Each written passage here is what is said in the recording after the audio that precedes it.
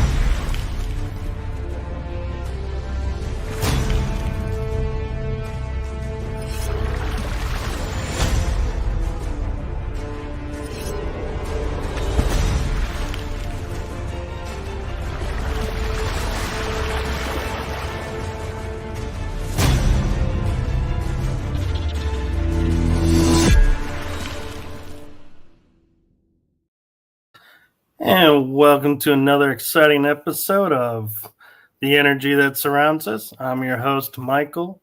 And for those of you who are listening to us on the radio station, I realize you are not getting tonight's show because I thought I had set up everything correctly as I got a new computer, and unfortunately it's saying I didn't. So I will get that fixed as soon as possible so we can air live to the radio station, but it will be given to Jeff for replay, so you will be able to catch it in the replay.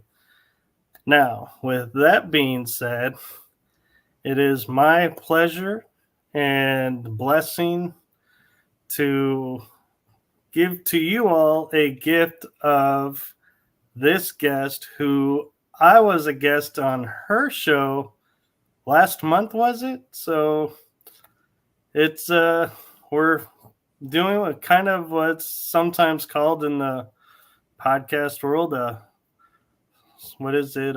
Flipping the switch, switching sides. So with that being said, I'm going to stop rambling and I'm going to turn it over to the one, the only, the amazing podcast host, Kat Ward. Oh, thank you so much, Michael. That was a great introduction. I'm so happy to be here. Thank you. Thank you for coming on, and thank you again for having me on your show. Oh, it was a great pleasure. So, for those who may not be aware, can you tell some about your show and yourself? Yeah, well, first of all, I'm Kat Ward. I'm Canadian. I'm originally from the East Coast in New Brunswick. Now I live in the Ottawa Valley in Ontario. I'm a paranormal investigator, kind of on hiatus right now. And I'm also a paranormal podcaster, and the show's called Paranormal Heart Podcast. And I speak with all kinds of people. When I first started my podcast, I used to think paranormal was only ghosts. But I quickly learned that that was not the case. It can be aliens, it could be UFOs, cryptids, the list goes on and on. So now I have a whole bunch of different topics that I cover. I love how we had that in common. I was the same way. I was thinking paranormal podcasting, everyone's going to be talking about the same locations, the same ghosts, and then realizing, oh no, paranormal covers so much more. It sure does. Yep. So what is the goal and where did the name Paranormal Heart come from for your show? So I can't take credit for the title. A dear friend of mine, John Mallard from Odd to Newfoundland, he is also a podcaster. When I decided that I was going to start my own show, names. It was really tough. I didn't know what I wanted to talk. I didn't know what I wanted to call it. I was thinking maybe paranormal talk, but that sounded too. It's like it just sounded like so many other podcasts. And then John came up one day and says, "Well, you like the paranormal. You have a love for the paranormal, and you love speaking to people. So why don't you call it Paranormal Heart?" And I thought, "Oh yeah, I really liked it. So thank you, John." That's great when that happens. And my show, kind of same with yours, is I had come up with one title and we did 6 months of under that title. And my co-host at the time, Carla Norris, who has her own show right now and is doing great over there, and I'm so proud of her. But we were talking and going, we got to rename the show. We got to rebrand and everything. And I think we had originally said something like the energy around us, and then somehow it morphed by accident, so to speak, to the energy that surrounds us. And I was like, I kind of like it. And then it's like, as I'm sure you're used to when you're saving things, realizing titles get too long, so you abbreviate. And so I was like, well, this abbreviates nicely down to TETSU. And I was like, what is Tetsu? Because it sounded familiar, and found out it's the Japanese word for iron. So I was like, that's cool. Oh, yeah. I years ago, I used to play Dungeons and Dragons, and it was so difficult for me to choose a character name. And I found it was the same way with my podcast. It's very difficult. I don't know. People have no idea what goes into a name, because all the good names, I'm sorry, are really taken unless you can find that little niche. And like Paranormal Heart is great. Thank you. Yeah, it's like I said, thanks to John. I think I don't know how many days we were trying to brainstorm to figure out. Okay, we got to give the show a name. And yeah, finally he came up with that, and I'm like, okay, yeah, I like that. It's different. Let's go with it. Yeah, and one thing I think the listeners might be interested in, and it's kind of my story too, is how did you decide to go paranormal investigator to paranormal podcaster to both a paranormal podcaster who still investigates? Well, when we first moved to the Ottawa Valley here, made some friends, and they all knew that I was into the paranormal. And I had a friend one time message me on Facebook and said, "Hey, there's this lady on Facebook is looking to start a paranormal team, and I know you're really interested in that. You should give her send her a message." So I did. Her name's Katie Turner, and she's very well known right now. She's a gifted psychic. She is amazing, and she's a dear friend. So we had a meet and greet at a local coffee shop to see who wanted to join the team, and so I met them, and I thought, okay, let's do this, and we started out, I think, 9 people. And we've changed people over the years because sometimes life gets in the way. You always want to go ghost hunting, but you just can't sometimes. So now I think we're down to 5. I haven't been able to do it a whole lot in the past couple of years. We actually have a new member that I've never met, just because my work schedule, I work evenings, and whenever they have a scheduled investigation, I have to work. So I miss out on all the fun. But when I first started doing the investigating, John Mallard, we have a mutual friend back home, And he said, yeah, you have to talk to Kat Ward. She's an investigator. So John sent me a message and said, I need to have you on the show. Oh, I'd never done anything like that. I was terrified. So I don't know. It might have been 2-3 weeks. And I kept saying, let me think about it. Let me think about it. So finally he messaged me, goes, okay, Kat, are we doing this or what? And I'm like, okay. And it's pre-recorded. So he goes, don't worry. We're just having a chat, and I was terrified. But it went well. And I had a few other friends who had podcasts as well, and they had me as a guest. And I had family and friends and family tell me that you should start your own podcast. And every time I would say, hell no. So when I mentioned that to my husband, he goes, well, why don't you? I'm like, I don't know. That's something other people do. And he's like, it's a no-brainer. It's like, you love the paranormal, you love talking to people, so why not? So I thought, okay. I think it took me a year until I started thinking about it, until I actually released it, because I wanted to make sure my audio was okay.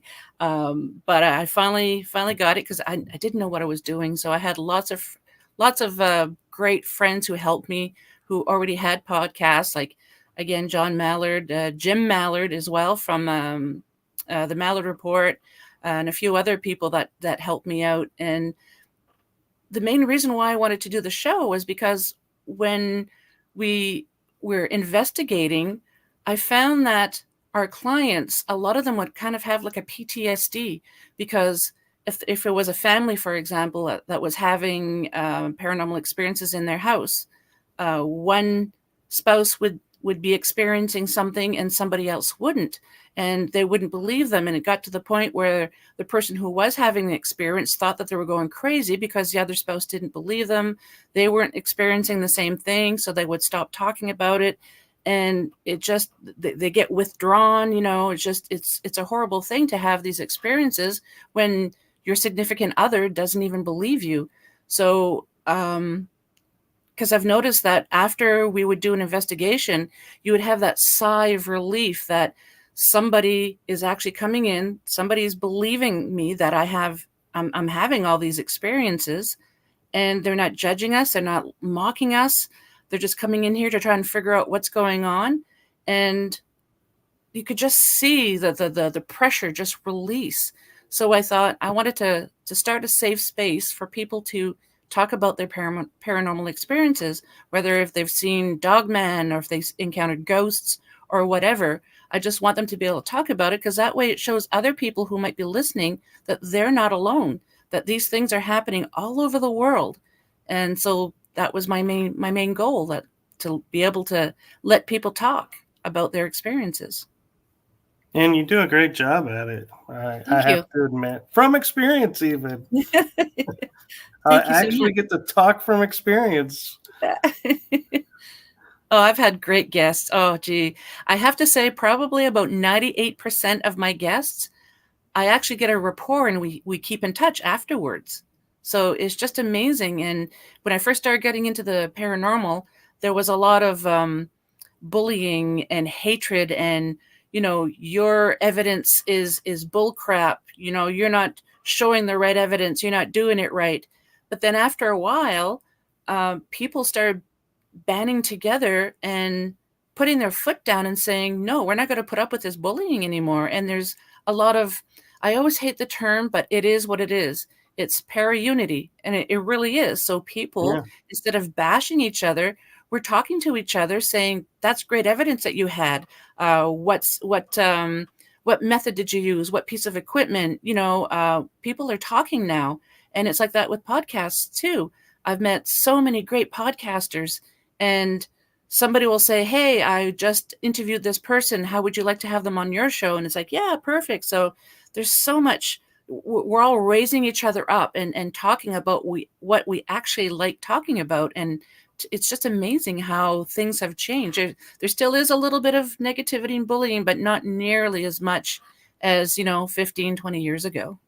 Right. And it seems like, in my opinion and experiences, the bullying all seems to be surrounded by a few people, and it's because they can't let go of what happened to them. And so they kind of keep it going when they say, "Oh, I want to end it," and it's like your actions and your words don't match, Yep. and you kind of just step to the side, let them be, and it's their choice, and that's if that's what they want, that's fine. Mm-hmm. But everybody else is like you're saying, getting together, and I have to say, being, into season 2, a lot of my guests I'm starting to get from locations I never considered before. And Mm-hmm. networking is becoming more of a thing. And I love how people are now coming up to me and going, "You're really great at this networking thing." And I'm like, I'm not the one who did the networking thing, though. That was like JB Noteworthy. She does it She's great, and amazing. she allows us to benefit from her networking. And I loved how she asked me, like, who do you think I should have on the show? Because we had just met. I don't know who's on the show, who Mm-hmm. has or hasn't. So I was like, well, here's 4 names, and she had all 4 of them on. And I'm finding now my ex co-host Carla was on her show, and I was Nice. like, oh, I should have recommended that one, but it slips my mind because my mind was put on the spot, and I was like, all right, who did I just interview? That was really good. And so that's where my mind was. And so, Yeah. but I think that's a brilliant thing that she does, and that we all like get together and communicate. And Mm-hmm. like an example of us, coming on each other's shows to support them, and we communicate offline and everything. And I think that's like amazing, because it's like you're saying, building para-unity. And I know the full term is paranormal community, which is a mouthful. And I'm sorry, the only way to shorten it to a nice, flows out of the tongue word is para-unity. And I had a lot of people tell me that word has bad juju or has been really tarnished. And I said, well, good. Let me use my abilities in my shows to take and chisel some of that off and bring some luster back. And it's Yeah. like, I just decided, hey, if it is negative, let's make it a positive. I've never heard of it as being a negative. That's crazy, because it is the paranormal community uniting. So like para-unity is just, that's what it is. Well, they were saying, like, people were saying, oh, I'm about para-unity, but then doing like you were saying, and then they would start to go, well, I've been in the field this long, and what you're doing isn't right and everything. And they're like, well, I thought you were about para-unity. So they were saying Yep. that's what tarnished it, is some of the people behind it. And I have to say, I've noticed a lot of people are now banding together and saying, hey, look, I know I may have been a part of where this went awry. I now, I'm here to say this is what we need to do. I'm willing to own my part and fix it. Let's move forward. And I was like, that took a lot of guts to do, because a lot of people don't like admitting they're a part of something that may not be in the best of light at the time. Yeah. I have a dear friend, Al Santariga. He's also known as the Squatch Father. But when I first started the podcast, because he's been on the show quite a few times, and I would ask him, what did you think of the episode? Because he always listens to my episodes. It's been, I think, is it 6 or 7 years this year? I can't remember. I think it's going to be 7. Wow. But anyways, yeah, and he listens to pretty much all the episodes. And I would ask him, okay, I need to know how to improve. So tell me your honest opinion. And he says, no, I don't want to tell you because I don't want you to hate me. I'm like, Al, I'm not going to hate you. I like honesty. Don't be malicious on purpose, but tell me, how can I improve?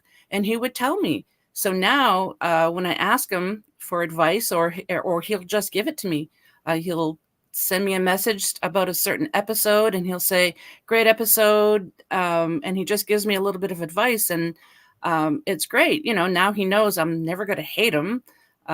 He's like a brother. So it's like, I want to know the truth. Tell me the truth. Oh, hey, Joy. I just saw the little thing pop up on the bottom. Yep. They're trickling in, and I have to say too is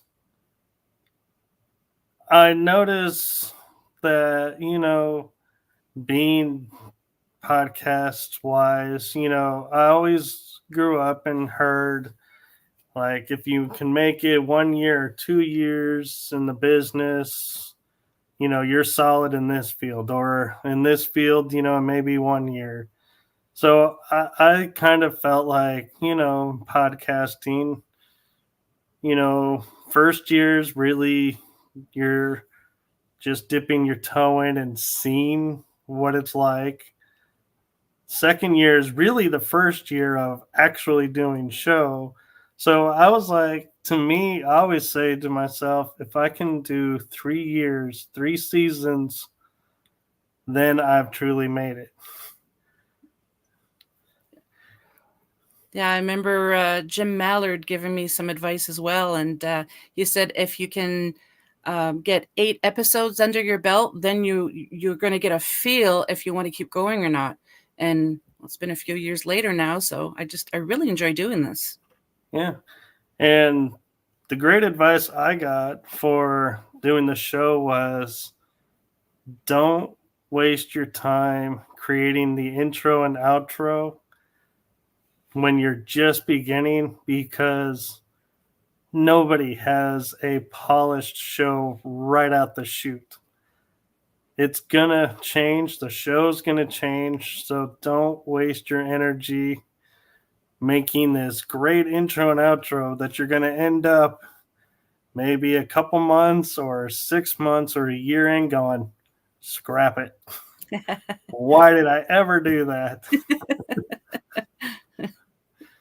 And yeah, it does take a lot of pressure off, because I feel like, and I don't know if this was your experience when first starting, is you look at all the shows that are out there and they have these great intros, these great conversations, great backdrops, great promo, thumbnails. Everything is really well done. And you're like, here I am, and I got none of this.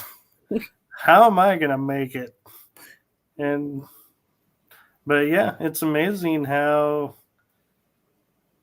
everybody kind of takes you under their wing and is like, hey, you can do it. Just give yourself time. Get like you were saying, 8 episodes in, so you really get a feel for where the show is going.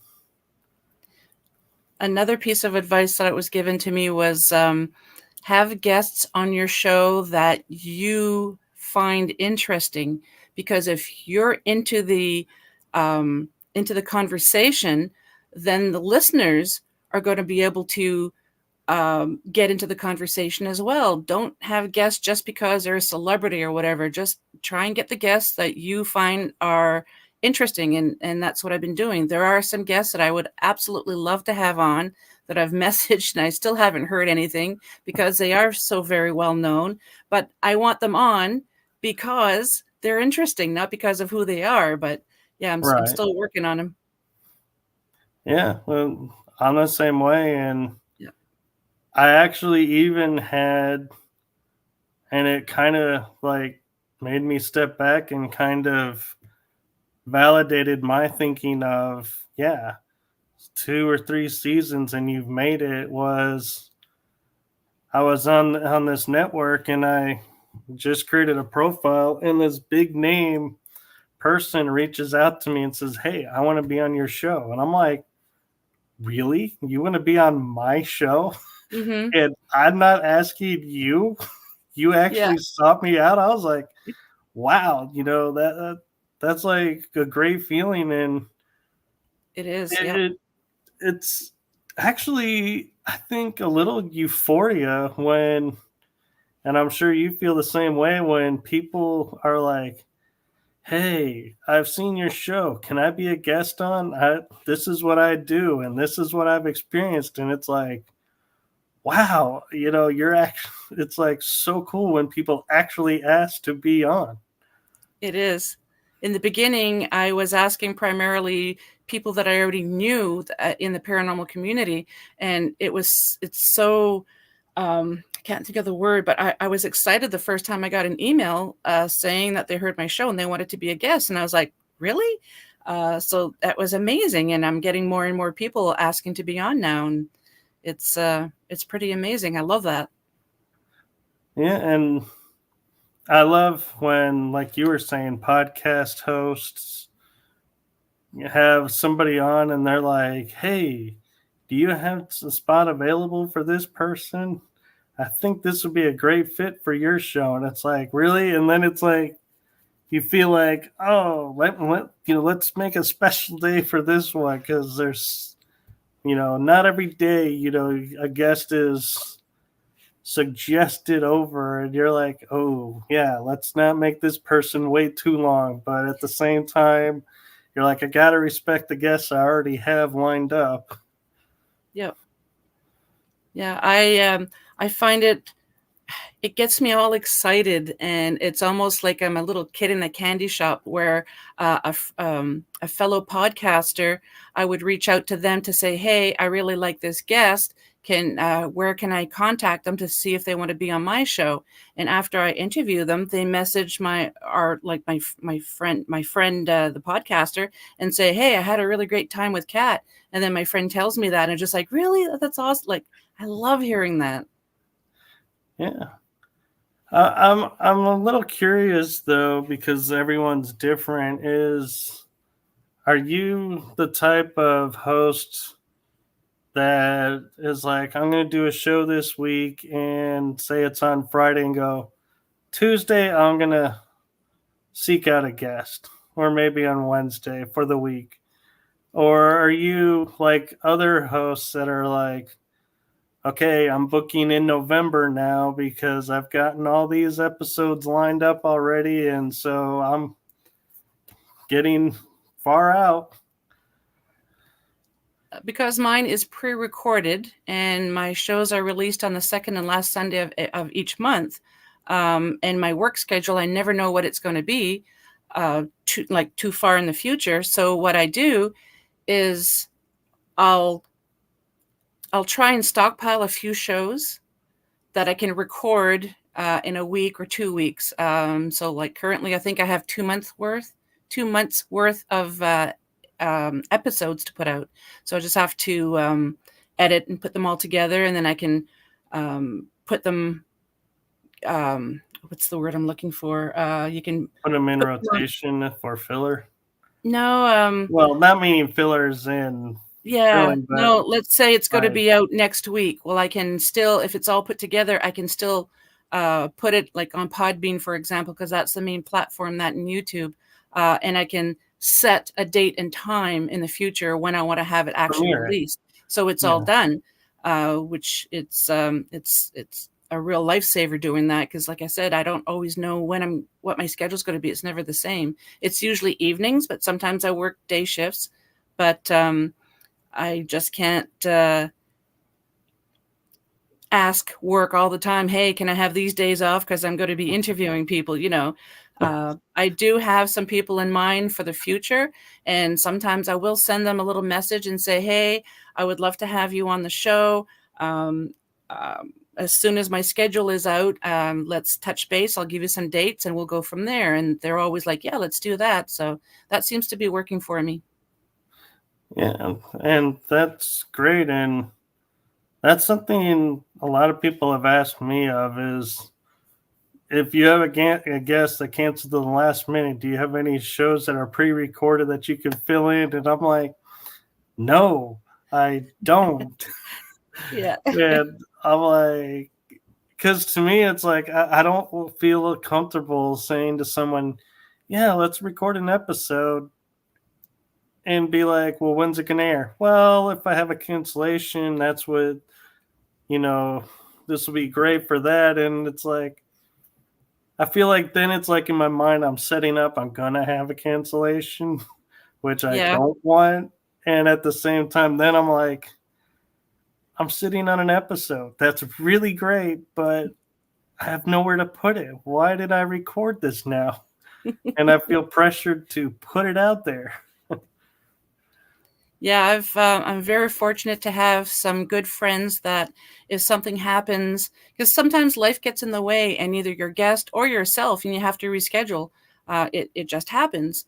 And sometimes, like in June, I wasn't able to record anything. Just nothing seemed to line up. So I didn't have any episodes in June, sadly. But I do have some good friends out there that if I really, really need to record like tonight, and I'll message them and say, hey, are you available like in an hour? Can we record an episode? And I have a few people, like a handful of people that'll say, yeah, I can be there for you. And then I will have an episode. But just very, very fortunate that way that some people have the time or they'll make the time. Yeah. And so I'm kind of curious with going back a little bit because, we're talking more about the shows, and you did mention paranormal investigating, that I'm curious. Every investigator I feel like has had either the aha moment or a moment that says everything I've been doubting has just been validated as real. And so I'm wondering if you had that experience and if you can share some about it. Yeah, I have to say, my very first investigation with the team, it's called Canadian Supernatural Research Society, CSRS, because it's a mouthful. The very, very first investigation that I did, we were doing a residence. It was an older gentleman. He was 94 at the time, and he was having activity in his house. One of the team members knew him. So she said, yeah, we'll go to your house, and this will be our first investigation as a team. So you get to know each other and everything. So Katie and I were in the main bedroom, and the spare bedroom was next to it, and that's where the rest of the team was. And we would ask, could you give us, like, say, 2 knocks to let us know you're there? And we get 2 knocks. It's like, okay. And then we'd say, okay, maybe it was one of the team members in the other room that was messing with us and heard us say that, so they knocked on the wall. So then we'd say it again. Could you give us like 3 knocks? And then we realized the knocks that we were getting, because we kept changing the number of knocks every time we asked, we would get those number of knocks, but they were from the other end of the room compared to where the team was next door. We were so excited. We were like, again, like kids in a candy shop. We were so excited that we got the number of knocks that we asked for each and every time. And it wasn't from the same wall that the team was from. It was at the other end.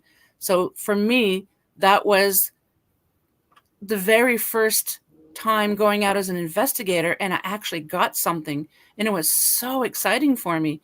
And I think that's going to be the investigation that I would probably remember the most. That's really cool. And I know we all love the paranormal for our own reasons, some for the afterlife, some for the history, some for just valid, just to see what's out there, just pure curiosity. So, what is your passion drive into the paranormal, and kind of what sparked that passion? Probably what sparked it was at a very young age, my very first paranormal encounter that I had. So I grew up in a small town in New Brunswick called Dieppe. My parents and I lived in a 3-story apartment building. We lived on the top floor. So each floor was one apartment building. And when they first built the building, it was heated by a coal furnace down in the basement. But by the time we moved in, it was converted to electric heat. So it was a very, very old building, very creepy. It just had a creepy feeling. And I encountered the Hat Man several times. So we lived in the apartment from the age of about 5 to about 13. And it wasn't every night that I saw him, but it was often enough that I'm 57 now, and I'm still think about all those experiences that I had in that apartment building. But he wasn't the tall one. He was a short one. He was about 4 feet tall. But I would scream, the man in the closet, because I had a big walk-in closet. And I would scream bloody murder to my parents, the man in the closet, the man in the closet. And they come running in and they'd say, there's nothing here. You know, there's just your dream. It's like, no, he's here. Like, he was like a 3D person. You know, he was solid, but it was a shadow. I didn't see any features or anything like that. And very, very creepy. And I remember one time my father taking me into the walk-in closet and saying, see, kiddo, there's nothing here at night that's not here during the daytime. And that kind of backfired on him, because I said, you mean he's here in the daytime too? So I was terrified of my bedroom day and night for the longest time. So when I said that, he's just like, oh, he's trying to help me say, see, there's nothing here. And it, like I said, it just backfired on him. So no, fast forward. That is brilliant that you even were quick-witted enough to say that. And it's like, I know, oh right? my God, that is brilliant.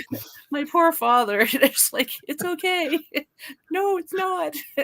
But then fast forward many years, I was into listening to paranormal podcasts and everything, and starting to get to meet people, hosts and everything. And I was listening to this one show. It was called Paratruth Radio.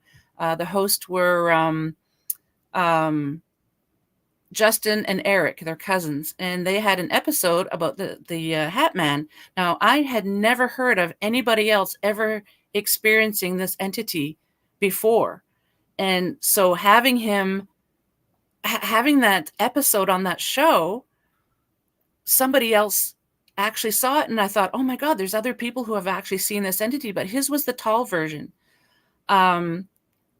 So I messaged them. I sent them an email afterwards and saying, hey, great episode. Loved it. Told them about my experience, but it was a shorter version. And then Justin emailed me back and said, he sent me a link, a YouTube link. I guess there was this man who used to see the short version as well when he was a little boy, and he wanted to reenact it. So he had the bolero type hat, and he had kind of like a cloak type thing. And then he dimmed the lights. And when I saw that, just right away, I had the same childhood terror as when I was a little girl, because that was exactly what I saw as a child. And I thought, there's other people seeing this. Tall one, short one, you know, some of them say they see red glowing eyes, fangs, whatever, pocket watch. Mine, I did not see any features at all. And he didn't really pay attention to me. He would just go about his business in my room. But it still terrified me. I didn't want to breathe. I didn't want to move because I didn't want him to see me. And as an adult, knowing that other people around the world are seeing the same entities is just fascinating to me. It's not just Hat Man. It's like cryptids. Like, look at Sasquatch. He is seen around the world, and some countries call him something different. But it's pretty much the same entity. It might be a different color or a little bit different height, but it just amazes me how the paranormal, everyone around the world is experiencing this. So there has to be something behind it. But the Hat Man was probably the thing that sparked my interest the most. Yeah, I'm just kind of laughing because you got to be psychic, because my mom and I were in the car and the conversation was about, so-and-so said they saw Sasquatch. Some said Bigfoot. Some are Yeti. Is that the same? And I was like, yes. It's just in different areas. So it's like we had the same conversation you just brought up. Yeah. And one thing I want to ask for the sake of the audience, because I'm sure, there's so many different legends and lores out there. when we're talking about the Hat Man, whether short or tall, does that make a difference in the legend and the lore? And what is your take on what the Hat Man stands for? Um, that's a really good question. So I recently had two dear friends that are gifted psychics, because I asked them, I said, look, the Hat Man has never left my mind all these years. I still think the apartment building's not there anymore. So I would love to go back and investigate the building because I still have dreams of that building. And there's just evilness coming from the building. So these two friends of mine said the short Hat Man, at least for you, was a protector. And I thought, oh, that is kind of interesting because he never really approached me. He was just kind of looking around the room. So if there was something negative in the building, maybe the Hat Man was there to protect me. And being a little girl and not understanding that just terrified me. But from what I understand, the tall one seems to be very, very negative. A lot of people have very negative experiences with the tall one. The short one doesn't seem to be as well known as the tall one, but I haven't personally heard a lot of people have very many negative experiences with the short one. So it makes me question, are they the same? I'm going to say species for lack of a better term. Is the tall one different rank or something compared to the small one? Is the tall one there to scare people and eat your soul type thing, or is the short one there to keep the tall one away from you and protect you? So I am doing some research on that, but so far it seems like the shorter one isn't as negative as the tall one. Now, if anybody's in the chat, if you've had any experiences with the short one, if it's negative, please let us know. And I sometimes will get information like downloaded to me, like just like images or thoughts. And as you're describing it, the thought that popped in my head was when you were saying maybe they're the same race or beings or however you want to look at them. But I started looking at it and being shown they all start as short, and as much negative energy and fear that we generate, they get taller. And then they can only absorb Feeding off of so that. much. Yeah. And so, that could be interesting to look into is the Hat Man really is a protector, but as he's absorbing all the stuff to protect us and keep us safe from and try and keep us calm, are they turning into these tall ones and not know how to get rid of the negative energy they've absorbed? That's a good take. I like that. I don't know. But I like that. I'm going to have to do some more research on that. Yeah, because I like to say when I'm investigating and people, I will always say, like, oh, there's this dark energy. It must be a demon. And I was like, no, it's not demon. And I said, let's look at society. We all understand and view society. So I said, let's take a little kid who maybe doesn't think along the same lines as everybody else. And one person teases him and says, boy, you're stupid. Two other people hear that and think, oh, that was funny. So they go over, call him stupid. All of a sudden, more people are coming and saying stupid. Well, what does the kid start to do? Thinks he's stupid. The same thing I feel happens to spirits, where we have a spirit who may just be, he's the nicest of spirits, but just comes off with that demeanor of like attitude that people are like, oh, he's mean, he's bad. Well, as one team says, there's this bad spirit, another team comes in and goes, we're here to look for the bad spirit. And then another team comes in and they're like, instead of using bad spirit, they go, we're looking for the demonic spirit. We hear there's a really nasty spirit here. Well, what is that spirit going to do? He's going to start to say, you guys want it? I'll give it to you. Yeah.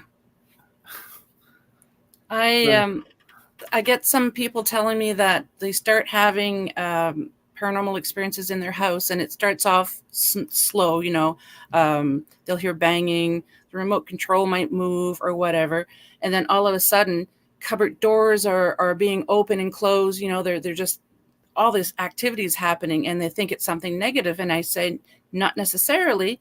It could be that the entity sees you, they want to communicate, and they're getting so frustrated that you can't see or hear them, and they're just like, God, why can't they hear me? And that's why they kind of have like, can you see me now? Can you hear me? I do feel that does happen a lot.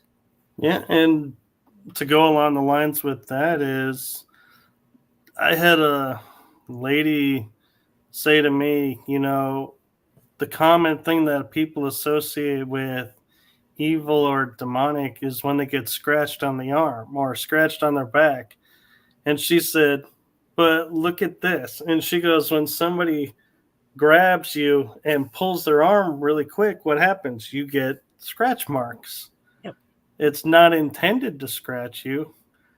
And she goes, now think about a spirit who has been invisible to the world, has now realized somebody can see them, and once is trying to interact, and you try to get their attention to say, here I am, and you accidentally get scratched. How many times has that been what could possibly have been what happened, and we misidentify? And I want to make clear on a note of, I'm not saying there's no demonic spirits. Yeah. I'm just saying we have to be careful how we identify spirits, because we're too quick to throw out demonic, I feel like, sometimes in investigations. Yep. Agreed. We had an investigation once where it was a married couple, and I think their daughter was 2 or 3 at the time. And they actually got pushed down the stairs. The daughter would fall over. A lot of the daughter's toys, like balls, we played with, so they called us in. And we come to find out, after asking lots of questions, I looked at the parents and I said, when you get pushed down the stairs, where do you feel it on your body? And they're like, well, right around the knee area. I said, have you ever had dogs? And they're like, yeah. I said, sometimes dogs, you're going up the stairs and they follow you and then kind of hip check you. I said, is it something like that? And then they started thinking about it. They're like, yeah. Come to find out, that building had a fire. I don't remember how many years prior, and a woman and her dog had passed away. So it was the dog that kind of pushed them down the stairs. It wasn't anything negative, and the dog was playing with the daughter and playing with the daughter's balls and some of her toys as well. So the wife was convinced that it was demonic, and then the husband, he wasn't so sure. So when they called us in and we said, no, there's none of us sensed anything negative. And then we explained to them that it was a dog. The sigh of relief, they're like, oh my God, thank you. It's like, okay, do you want us to cleanse your house now? Or what do you want us to do? And they said, well, if it's just a dog, it's not really hurting anybody now. So, but that's, they thought it was demonic. Yeah. And it's something that a lot of people get a misnomer of. And I think some paranormal investigators don't give thought to it, as well as animals can come back as spirits as well. And so we just think everything that's happening around is either a child or a person or something that's not of this planet. But we don't ever stop to think what animals are around or were here, because like possums get killed on the road. They could be around. There's no way to say, some of the things we hear aren't animals trying to, just say, I'm here too. Don't forget about me. Mhm. The So, scratching on the walls that you hear aren't necessarily something evil. It's maybe it's just an animal. But like you said earlier, we're not saying that negative entities do not exist, and it doesn't happen, because it does. But you just have to be able to ask the right questions and do a little bit of more digging, do some digging to find out what's going on with the events that's happening. right. And Paula Rodriguez out of Arizona, she's a paranormal investigator, says, Hi, to Paula. me, it can be the intent as well. One person can go looking for a negative spirit, but then another person may go in knowing what the rumor is, but yet going in with caring, nurturing intent and sees there was never anything negative there to begin with. It's just the intent of what you're looking for. Not sure if explaining that right. You did, Paula. You did, yep. Up, and she says hello back. Arizona meet Canada. Canada meet Arizona. There you go. Hi. But yeah, and to go on a little bit of and expand on what Paula is saying is there is a theory behind, going in blind to locations, but there is also the theory of knowing what you're walking into. And you have to be careful of what hype you get into, because if you say go into a hotel and your mindset is, okay, this hotel was around in, say, the 1800s. It was a violent time in this area, so there's going to be violent spirits. Well, you may be calling in violent spirits that were never at this hotel. Yep. And you have to be aware that a lot of times your thoughts are creating portals, and your thinking is kind of doing ritual work when you're focusing so much on, okay, I'm going to encounter this kind of spirit. Am I going to be okay? How am I going to handle this? Am I going to be able to, stand my ground against this dark entity that's supposedly there? And all that buildup that you're creating within yourself, trying to mentally prepare yourself, I feel like you're opening doors for things to come in, but we don't realize we're doing that. And so therefore we don't ever close those doors, nor do we ask those spirits that came to leave and close the doors. So we have to be careful when talking about what preparing, for what's coming, because everything we do as paranormal investigators, even as podcasters or just experiencers or enthusiasts, all has a cause and effect that I don't think we give a lot of thought to. Totally agree. And let's see, Linda Judd is saying, there Hi, have Linda. been many stories that I've heard where negative spirits retract away from positive people. Yes, that's true. That they do that.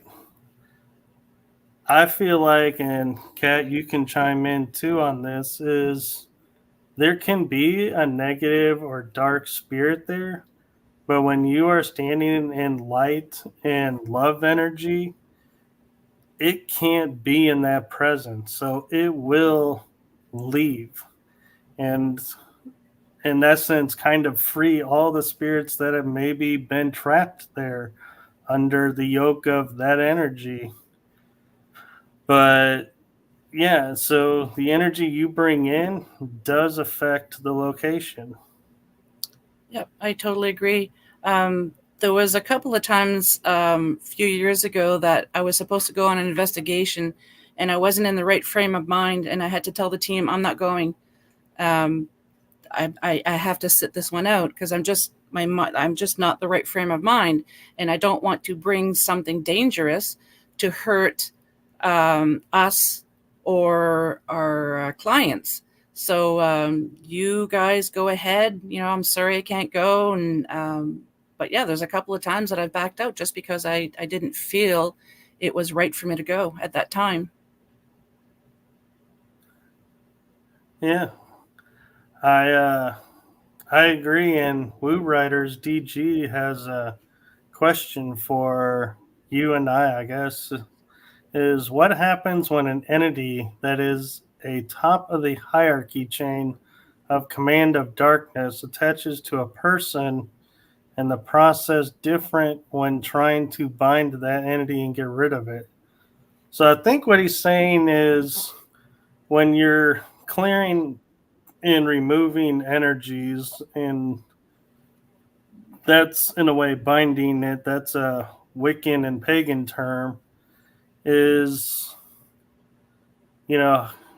can it attach to whoever's casting the protection for the area? And I feel like the answer is yes, it can, but that person has people around that are aware, so it won't be able to attach for long as everyone's paying attention and recognizes the signs. Totally agree. Yeah.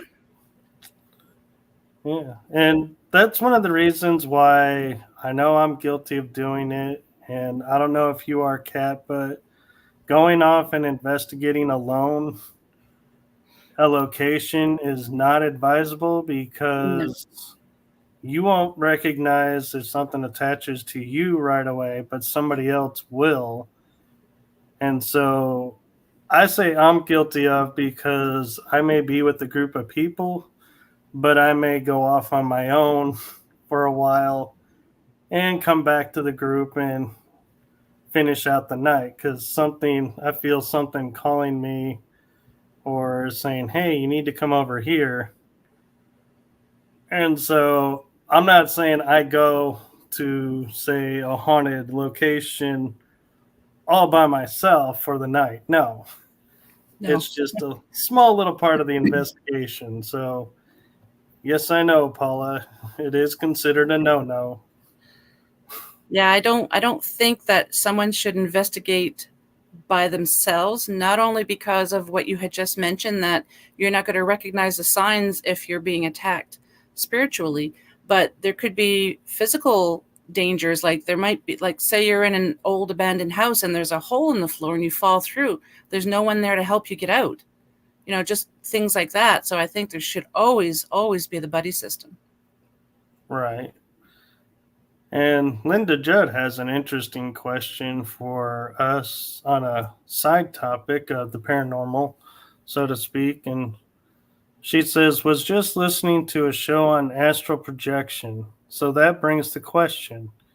If you astral project into a place that has a negative being, will it also back away from the positive astral projector?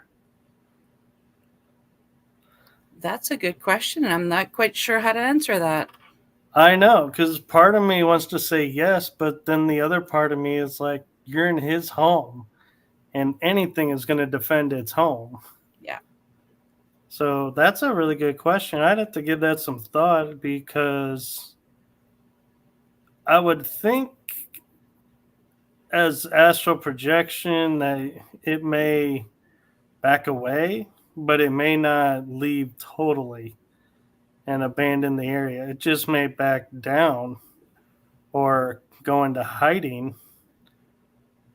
But I don't know that would actually clear it out, because it depends on too is where you're at in the astral plane. If you're in, say, I'm going to use this as a hypothetical, so I don't think I'm putting this out there for you, Kat. But if you're in Kat's house and experiencing something, it may leave completely because it realizes it can't be there, because Kat's going to pick it up you're picking it up with high energy. So it's going to be too uncomfortable and it'll leave. But if you're in, say, like Salem graveyard, where a lot of the people involved in the witch trials were, there's such heavy negative energy there that it may just step into a shadow and let you go by, do your thing, and then resurface when you leave. And I don't do astral projections, but from what I understand from people that do it, if you don't know fully how to do it, then there's a danger that you can get attacked while you're projecting, if I'm understanding it correctly. And there's a little bit more of a danger that way if you're not very proficient at it. You might be able to bring something back negative with you as well, if I understand the whole concept. Actually, you summed it up very well. I couldn't have said it better myself. You hit the nails on the head, so to speak. Paula says, Tombstone, very similar to having a lot of bad energy, but yet a lot of positive energy. And Tombstone's an interesting case to me because if you're a fan of the Earps, you're going to have a positive feeling to it. If you're a fan of the Claytons and the Outlaws, you're going to have a hatred of the city because how it's been, deemed. And so it's a matter of perspective. So, yeah, that's another factor that we don't think about is our perception builds filters that affect the energy of the room. I'm sorry, my dog's going off. Oh, that's okay. I think mine are around here somewhere. But I just noticed a little bit over the hour. Do you have time to go a little bit longer? Oh, yeah, I have time if you do. Okay. Sorry, I'm going to be rude here for a second. I'm just going to text my daughter to come get the dog. Oh, no, you're totally fine. My dogs love to come from another room and bark at as loud as they can. They're all the way from point A to point B out the door. So, Woo Riders DG says, I was meaning that if the entity is stronger, like higher up the pecking order for evil entities, is the process different to get rid of it rather than a less powerful entity?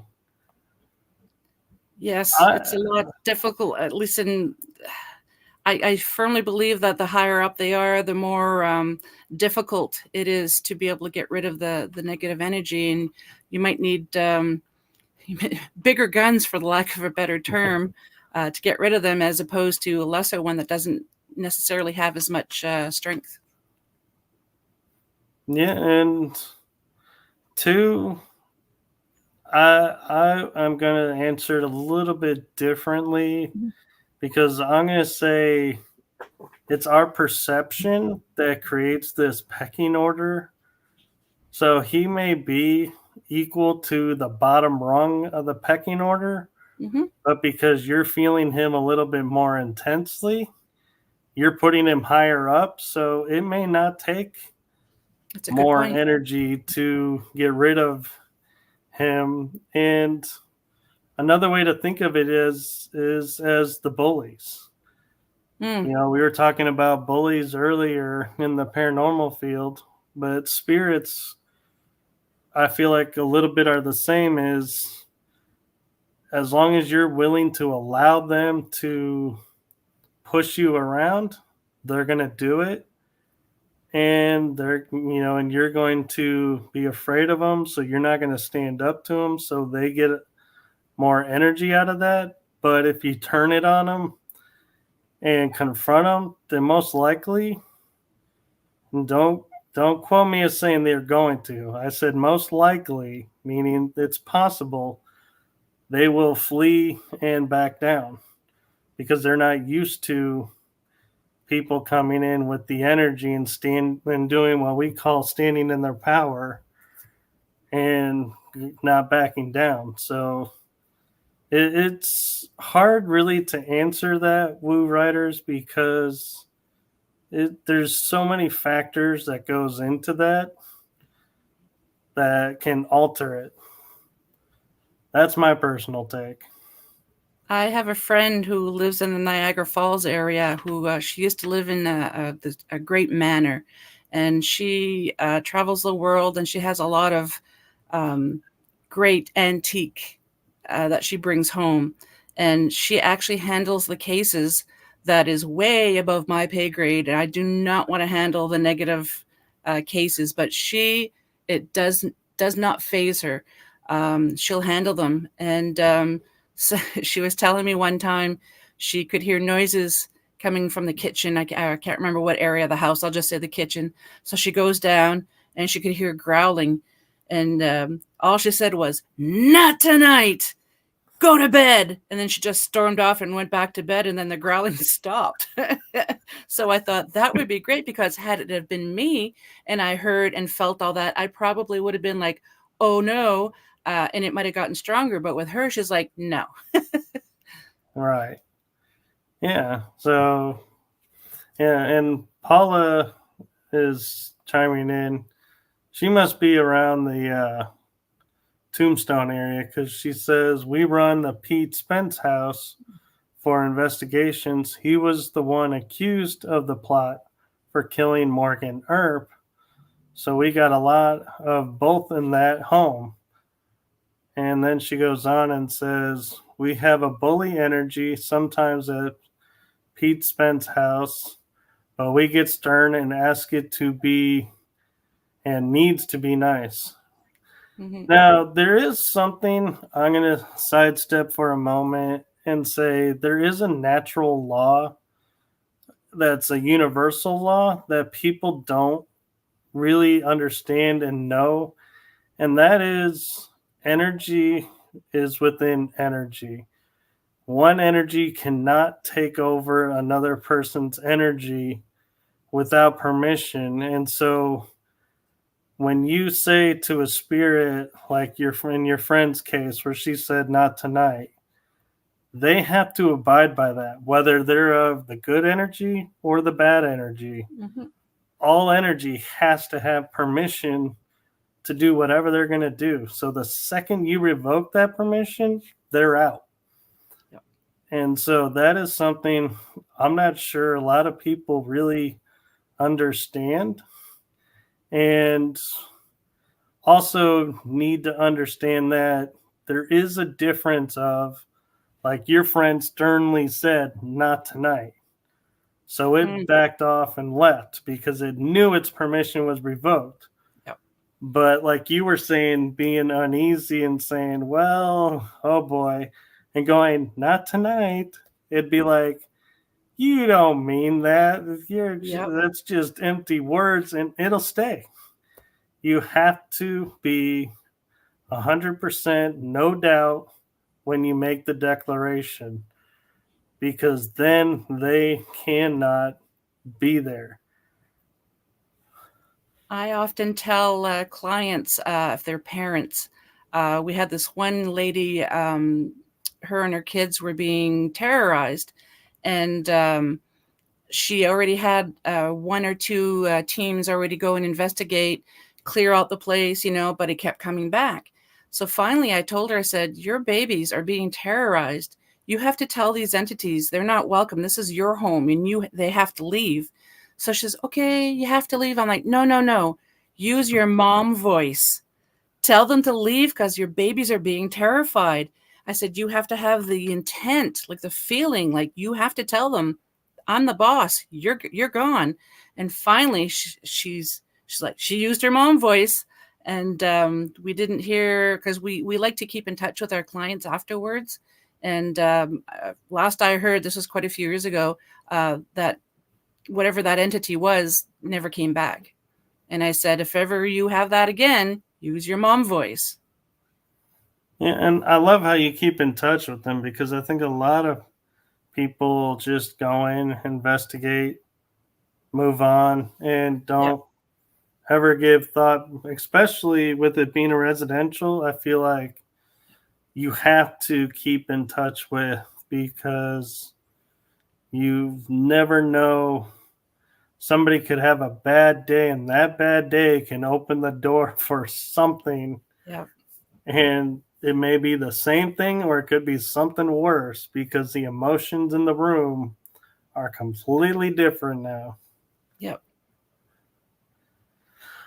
Linda Judd says the more energy you need to use to overcome fear, the less energy you'll have for projecting love. I'm not so sure about that.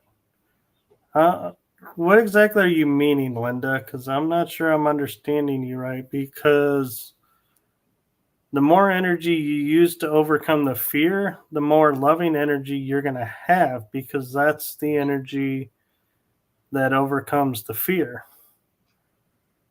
So I'm not sure if I'm reading your comment right or not. If you could let us know.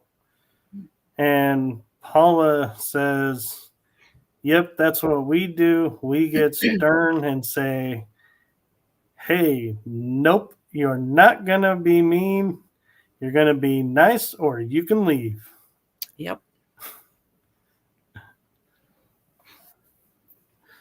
So I'm kind of curious, Kat, is is there a location in Canada that you ever feel like, or could be in the US, but do you ever get like locations that people talk about, or maybe you come across a claim and research and you're like, ooh, I gotta go there. And something just starts drawing you in, and you're like, oh, I got to get there at some point. I would absolutely love, and I know the team feels the same way. And I've reached out to this location several times, but I've never gotten any reply. It's the Kingston Penitentiary in Kingston, Ontario. There's a TV show up here called Murdoch Mysteries. I don't know if you Oh, have that I'm a mistake. huge fan of that show. Yeah, it's filmed in Kingston, and very, very old buildings and everything. But the penitentiary, was it built in the 1800s? They say it's very, very active now. They do have tours there for people, but to try and get a paranormal team to go in and actually have an investigation is very, like, if you can get in, you're very lucky. And I think the first time I sent an email, this was just when COVID first started, and they said, right now, we're not having anybody come in. When COVID is done, contact us again. So I contacted them again, and it's like, they're not replying to me. It's just like, really, like, we really want to go in there. Like, um, I would absolutely love to go there. Yeah, I'm kind of wondering if it's because Murdoch is filming, they don't want people messing with the set, so they're saying no. Maybe, yeah. Because they film all year, I think, and because it's always like different weather conditions and everything, and I'm pretty confident they're not creating like rain machines over to make rain. They actually are waiting for rainy days for those episodes. I'm not But sure. Yeah. But I it know, is and Canada. Wait 5 minutes and the weather's going to change. true. And I used to be friends on my old profile with the two head characters of Murdoch Mysteries, and I Really? haven't been able to get them to friend my new account. And so I was like, man, if I could, I might, build rapport with them and maybe drop a hint, say, hey, have you ever thought about, this? I have a team in your area that'd be love to do this.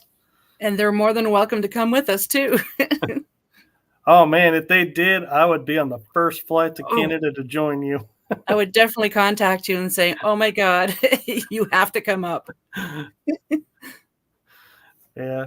Linda responded with, all thoughts are welcome. I may not have the same experiences. So, what's your take on her? Oh, she says, if a person gets spooked, it says to me that there is some pocket of fear that got touched. True. Yep. Do you want to answer that one or Um, expand on it? no, I just think that you have to go in. How can I word this? I don't want to say guns a-blazing. That's not the proper term that I'm using. But you have to have confidence in your abilities and try not to let the fear get to you, because we are human and fear does happen a lot. But if you can get past that fear, I think that the positive energies will help to negate the negative. Yeah, and Linda, I think something that I've learned over the years that may help answer your question is fear is not something that ever goes away and is something that is bad. There are good fears, like, the fear of putting your hand on a hot stove Yeah. is a very good fear because it helps you from getting injured. But when you get spooked, I don't think that in that moment the fear is taking over. Now, if you get spooked and say run out of the building and don't ever come back, yes, I would say the fear won. And personally, I would think that person needs to maybe reevaluate their investigation style and skills a little bit. Yeah. No judgments, just a thought. But the true, I was always taught courage and bravery is the person who gets spooked but stands his ground and finishes what they started, does so in this case does the investigation even though they're spooked and afraid of what's there, being able to go through and do the investigation sometimes is the energy that we need to see, okay, there's nothing really to be afraid of like I was thinking, and you'll go into the next investigation with a stronger approach. And I mean, I cannot honestly say I'm 100% in no fear on any investigation, Mm-hmm. but I watch to see how I react to the fear. If that makes sense to you, Linda. And I don't know if that's anything you want to jump in on and give opinion on, Kat. I just want to mention that our team, countless times we've been fearful of certain spots in the location that we're investigating, but we're so curious to find out what's going on, and we want to help the clients that we're there for, that we push through it and try and figure out what's going on here. But yeah, there was one investigation in particular that we all drank lots of coffee before going, and well, we're all ladies, we all needed to use the washroom. None of us wanted to go use the washroom there. We'd walk up to it and we're like, nope, we're going to wait. And then after we were done, we went to the nearest coffee shop to use the washroom. But we just because we're investigators doesn't mean we don't get fearful. Right. She went on to say, that's a good point about bravery. Personally, I've more psychic experience than investigative. So I'm running into spirit versus seeking out.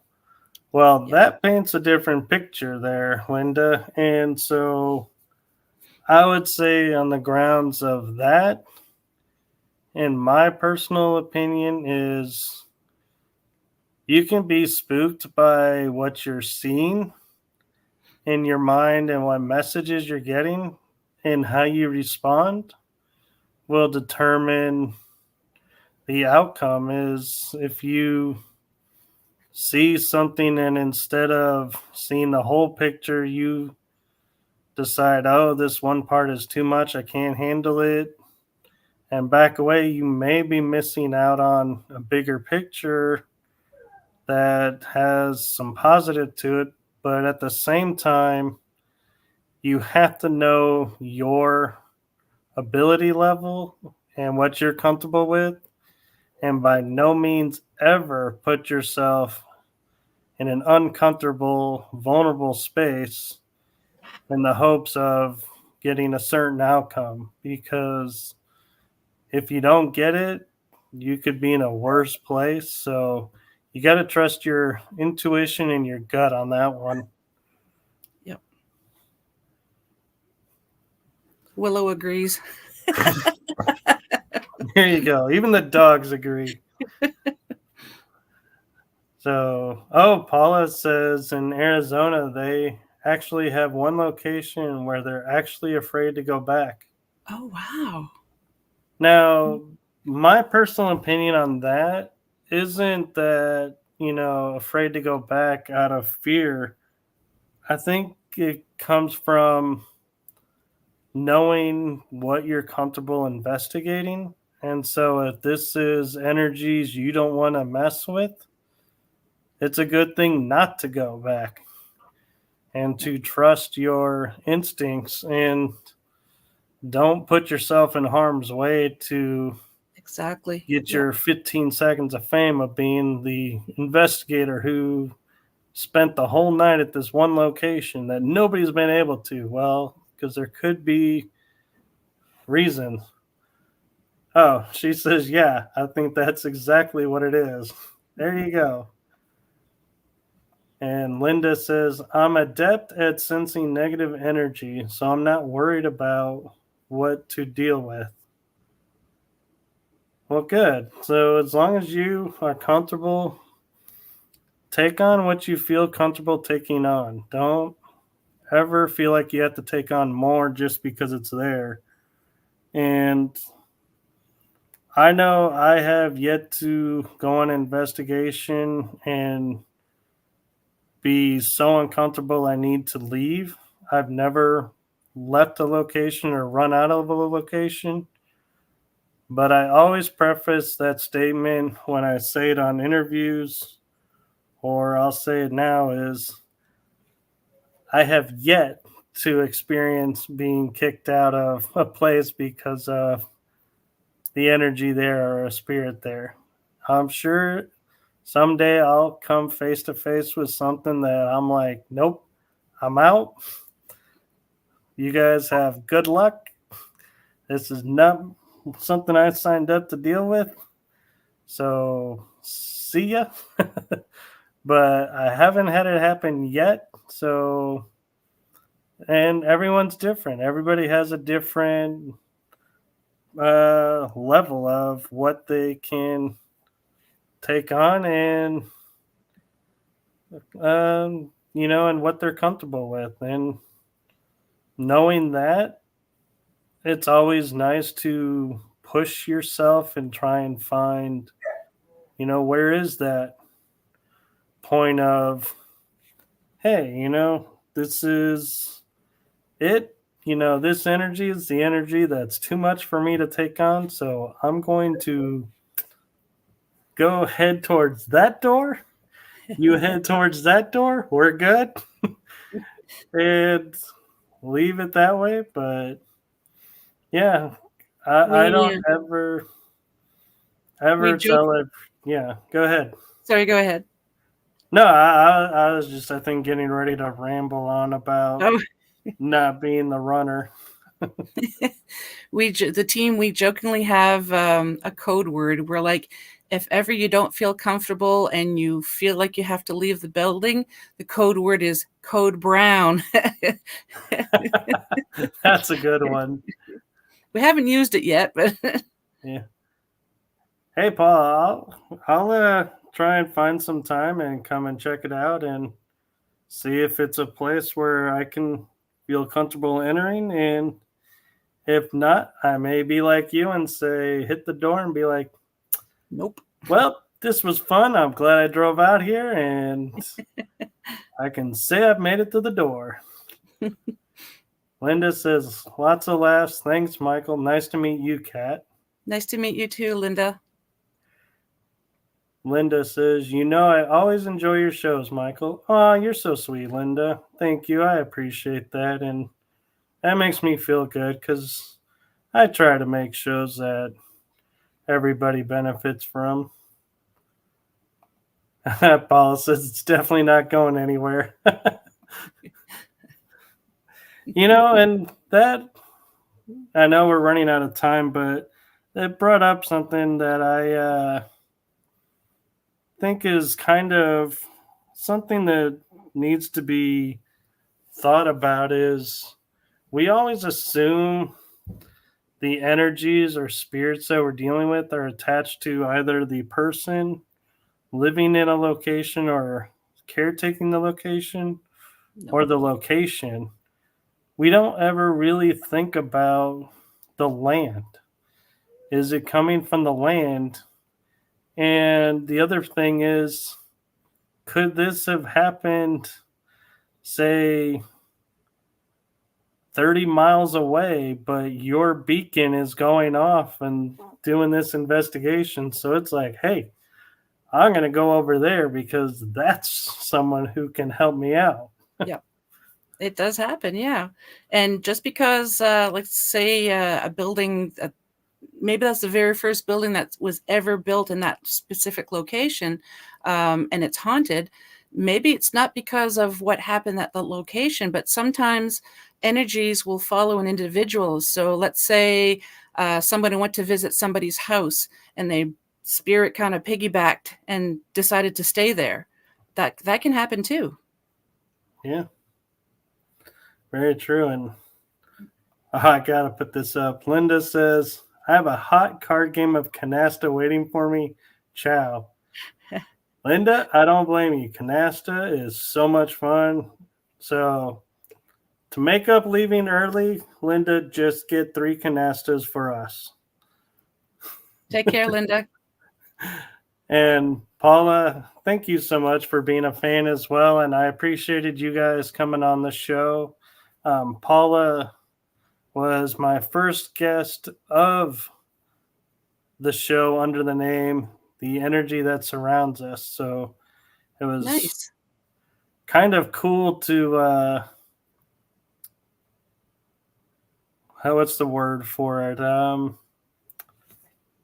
Well, I'll just go with premiere, the new show, the new look, everything. And we had great episode of looking at shadow beings that they caught and spirits, and it was a lot of fun. And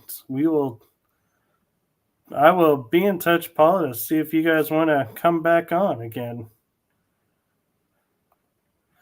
But so I think we are getting towards the end of the episode, and you have a lot of experience like I do from investigating and podcasting.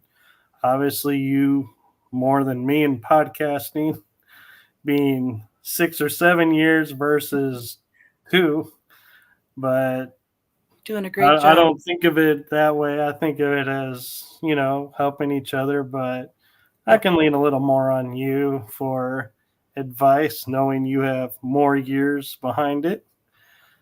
But where I'm kind of rambling and stumbling to get to for some reason is, before I get there, Paula chimed in with, you got it. Thank you, Michael. Nice to meet you, Kat. I enjoyed the show tonight and was glad to be present.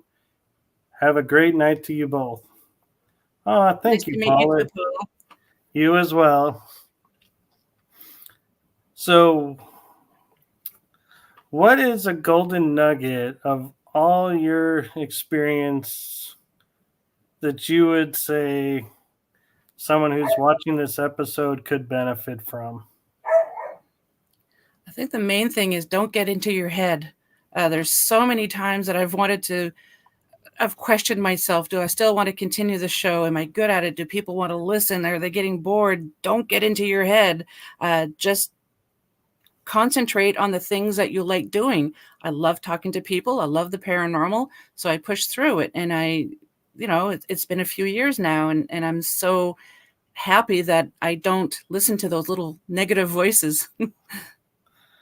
That's perfect. And so with that, I'm going to say thank you, Kat, for coming on my show, and that I am so grateful and appreciative we were able to reciprocate shows, me being on yours, you being on mine.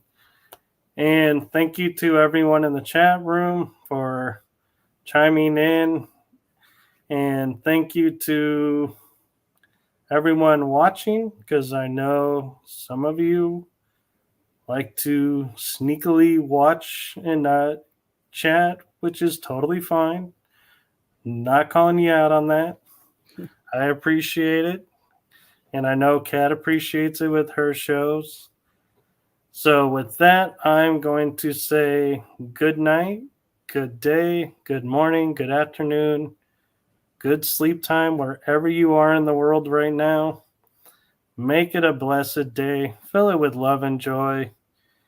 And as Kat so beautifully commented, don't get in your head. Don't let those little voices in the back of your head, or the quote, I think, devil on the shoulder, talk you out of things. Stand up for what you want to do and shine the light of who you are. And with that, we are going to say good night, everyone. Good night. Thank you. Much love to everyone.